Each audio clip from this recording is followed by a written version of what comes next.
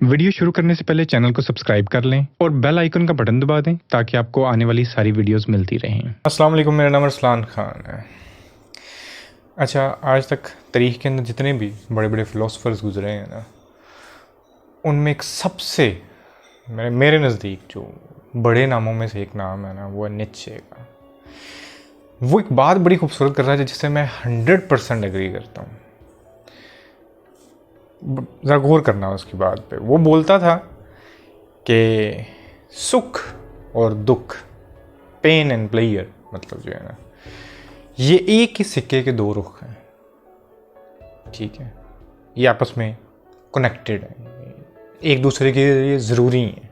ठीक है, अंडरस्टैंडेबल सी बात है कि ज़ाहिर है अगर दुख नहीं होगा तो सुख भी नहीं होगा, और अगर सुख नहीं होगा तो दुख को किस तरह डिफाइन कर सकते हो आप।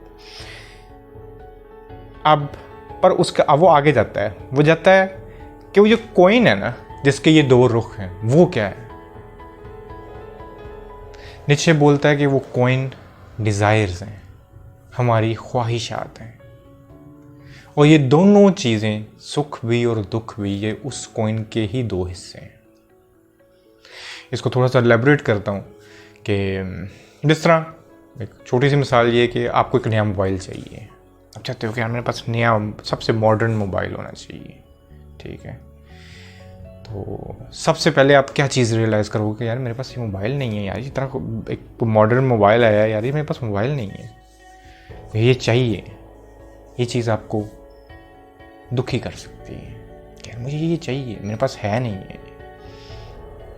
आप क्या करते हो? आप उसके लिए पैसे इकट्ठा करना शुरू करते हो, कोई मेहनत करते हो कि मैं पैसे थोड़े से जोड़ूं, और अल्टीमेटली आप उसको जाके ख़रीद लेते हो उस मोबाइल को। आपको सुख मिल सकता है, आपको एक प्लेयर मिल सकता है। बट प्रॉब्लम इज़ कि कहानी यहाँ पे ख़त्म नहीं होती। प्रॉब्लम इज़ कि वो प्लेयर, वो सुख बड़ा टेम्पररी है।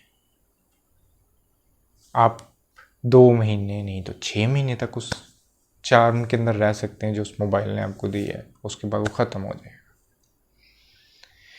सो व्हाट, नाउ व्हाट, अब क्या करना है?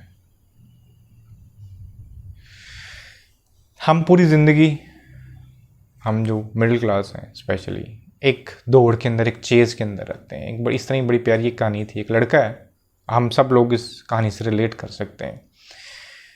वो चाहता है कि ज़ाहिर है अभी वो यंग हुआ है, अब क्या उसको चाहिए लाइफ में। वो कहता है कि यार मेरे पास ढेर सारा बैंक बैलेंस होना चाहिए, बड़ा सारा घर होना चाहिए, बाहर एग्जॉटिक कार्स होनी चाहिए ज़बरदस्त किस्म की, और ख़ूबसूरत सी एक बीवी होनी चाहिए। यही सब कुछ उसको रिक्वायर्ड है। तो कहते हैं वो 40-45 साल की उम्र तक दिन रात उस बंदे ने काम किया। पहले पढ़ाई अपनी कंप्लीट की, मुख्तलिफ जॉब्स की, बिजनेसेस में ट्राई किया। अल्टीमेटली जब वो 45 साल की उम्र तक पहुंच गया, उसके पास सब कुछ था, ढेर सारा पैसा था बैंक्स में, ज़बरदस्त सी बार कार्स खड़ी थी, खूबसूरत सी उसकी बीवी थी। अब ये चीज़, जब उसकी ये चेज़ ख़त्म हो गई इतने सालों की, जब उसके पास सब कुछ आ गया, हो सकता है थोड़ी देर के लिए उसको उसमें एक चार्म भी नज़र आया हो, बट सडनली क्या हुआ, वो डिप्रेस होना शुरू हो गया, वो डिप्रेशन में चला गया। नाउ व्हाट, अब क्या करना है? उसकी एक डिज़ायर थी, जब तक वो पूरी नहीं थी उसको कहीं ना कहीं उसका दुख था। जब वो पूरी हो गई उसको कुछ देर के लिए सुख मिल गया होगा, बट आगे अब वो सोच ने उसको डिप्रेस कर दिया। अब कुछ ऐसा था नहीं जिसको चेज करे, सब कुछ पास था। अब क्या चीज़ उसको चाहिए लाइफ के अंदर? सब चीज़ों के अंदर चार्म ख़त्म हो गया, उसका दिल उठ गया काम से, उसने काम पे जाना छोड़ दिया, घर आके लेट गया। डिप्रेशन का शिकार हो गया, मेडिसिन पे चला गया, लेट गया। डेली कोई ना कोई डॉक्टर्स आ रहे हैं, उसको देख रहे हैं, उसकी बीवी है उसका ज़र देखभाल कर रही है, बट वो बेड पे लेटा रहता था। खैर एक दिन उसने सोचा कि चलो एक ये नीम मुर्दा सी मेरी ज़िंदगी है, चलते हैं काम पे, जाके देखते हैं क्या है। खैर वो उठा, अगेन उस तरह अफसरदा था।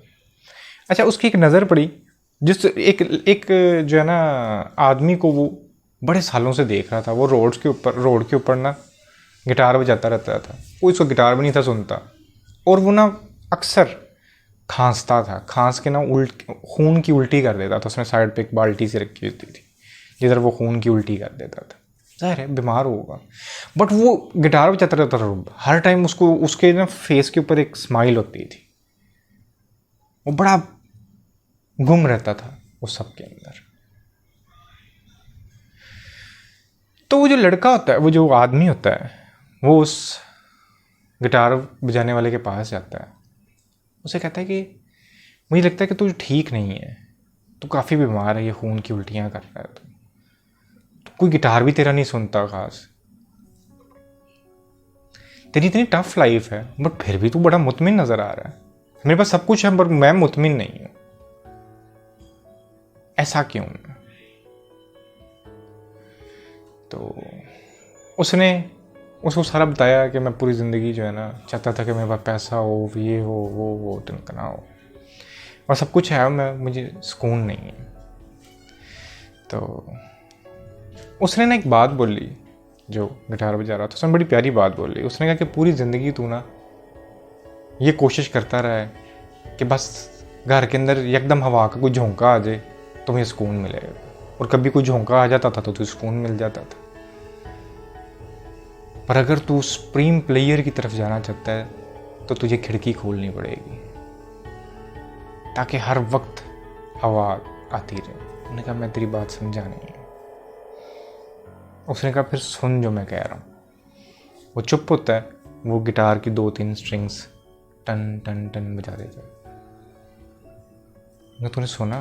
कहता हाँ सुना। कहते अच्छा लगा? हाँ अच्छा लगा। And that's all. मैं फिर नहीं समझा।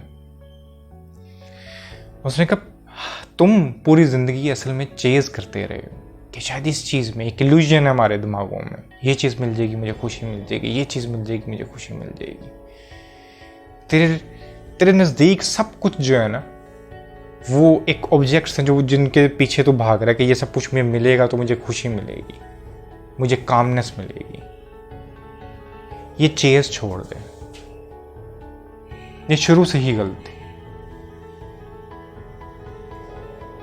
और जीना शुरू कर दे चीज़ों को।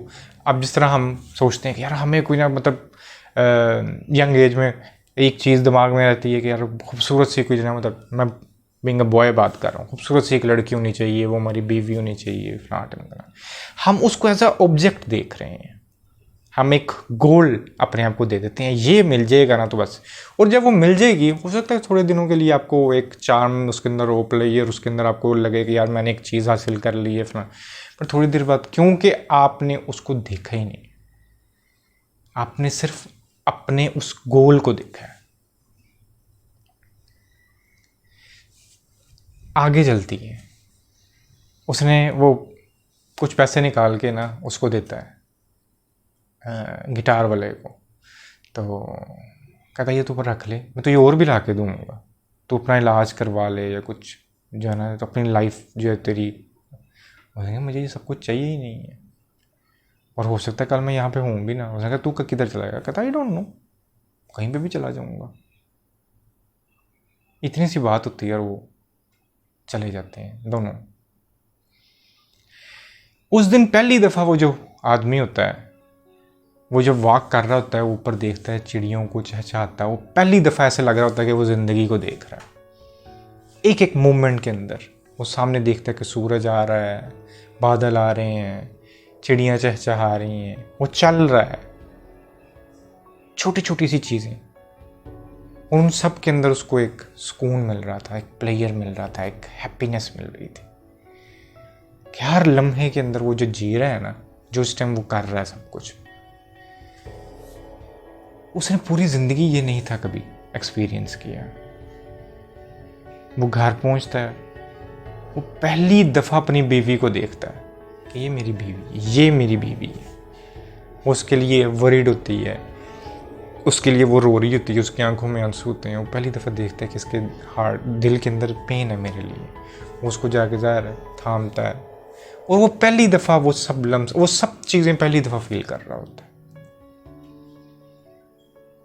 किसी गोल के पीछे नहीं भाग रहा, वो कोई डिज़ायर नहीं है उसके अंदर, वो सिर्फ जी रहा है।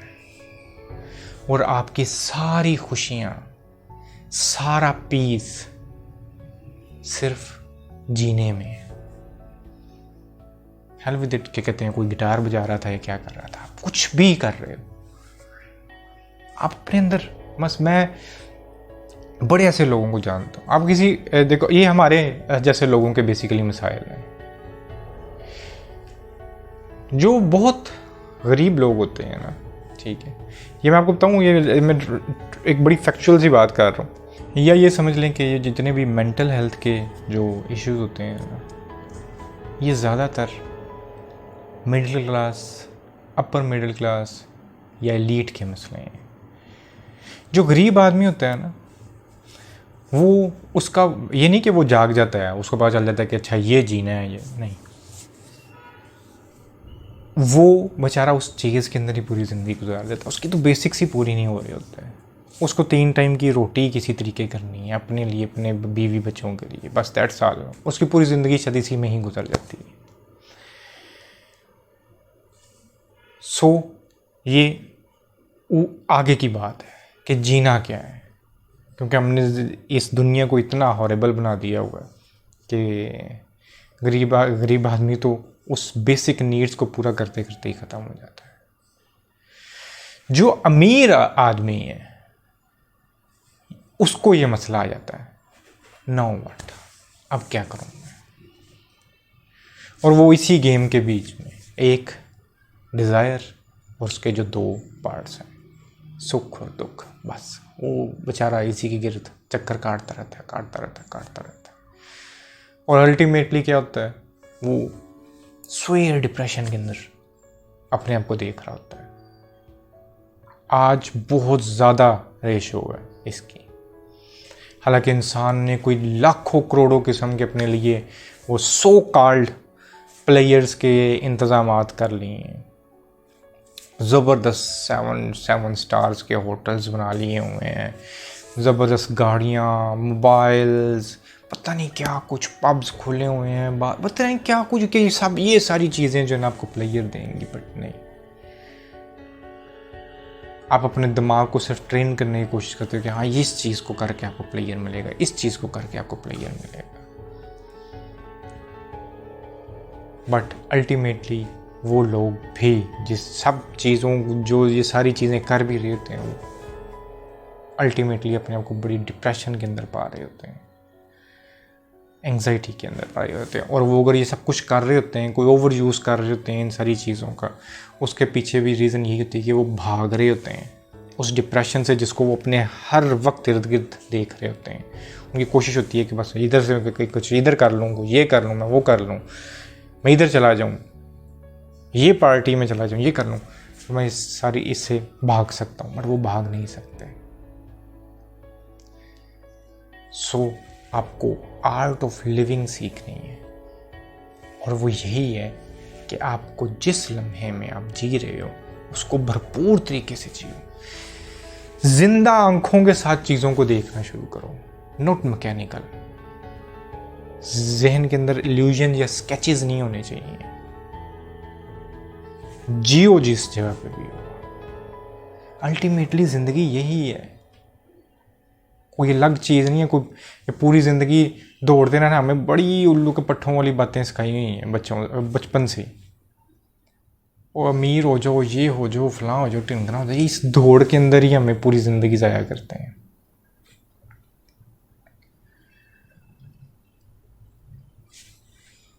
रेस छोड़ दो। अगर आप जीना चाहते हो सुख हर वक्त का पाना चाहते हो, आपको ये चेज और ये रेस ये छोड़नी पड़ेगी। ऑब्जर्व करना पड़ेगा, देखना पड़ेगा चीज़ों को, जीना पड़ेगा चीज़ों को। अल्टीमेटली यही ज़िंदगी है। आज का इतने पैगाम था, इंशाल्लाह फिर बात होगी। अल्लाह।